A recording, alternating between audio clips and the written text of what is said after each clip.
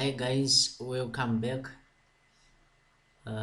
This is comparison operators part 2.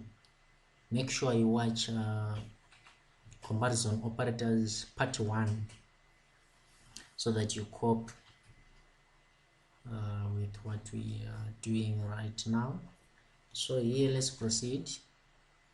We want to apply less or equal to comparison operator.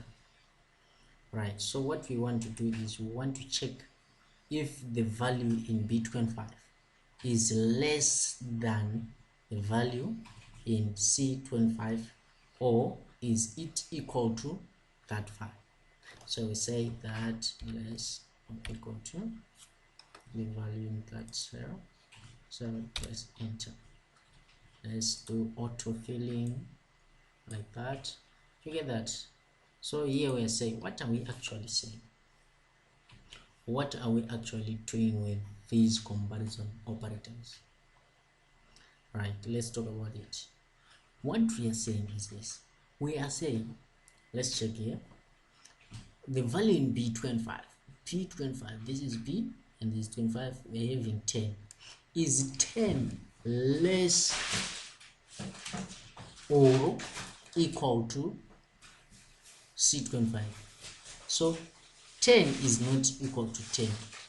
That's why we say less than is false, right? But 10 is equal to 10, which is that one. So here we get true.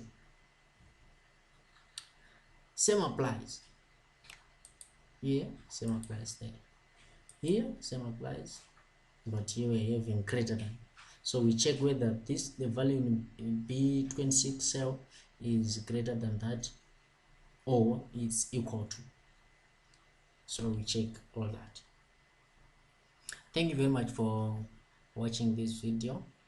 Please don't forget to subscribe, like if you like it, thumbs down if you don't like it, and give a comment, give suggestions. We are ready to respond accordingly. Thank you very much. Enjoy your time.